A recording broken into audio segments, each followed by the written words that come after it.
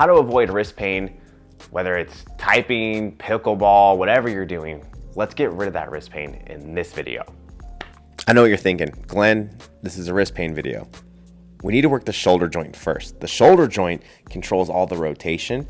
If that's lacking rotation, you're gonna feel it in your forearm or in your wrist. So what we're gonna do is a sleeper stretch. I'm gonna sink my shoulder underneath my body, bring my elbow up, and then go back and forth with this hand, going real nice and slow and light. Then we'll move to the wrist. Next, we want to work on wrist extension and flexion. That basically just means making it move this way and making it move this way. The first thing we're going to do is work on the extension.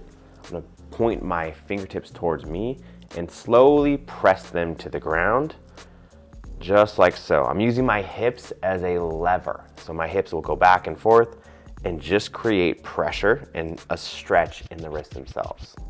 Next, we're going to do the exact same movements but with our wrist like this and create wrist flexion. So you're gonna press back and forth, just like so.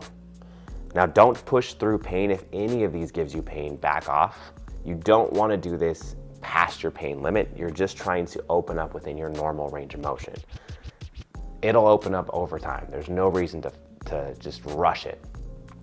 Now that we've got it flexible, all the areas are stretched out, we need to work on strengthening. So we're gonna work on supination and pronation, basically rotating it away and rotating it back in. This will create strength in the forearm and the bicep and the wrist itself. Make sure as you're doing this, you go slow. We're working on slow, controlled movements for this. Don't move it back and forth. We're not trying to recreate that, and that can honestly hurt you if you're not ready for it. So go nice and slow and controlled and strengthen those wrists so you never have to worry about that wrist pain again.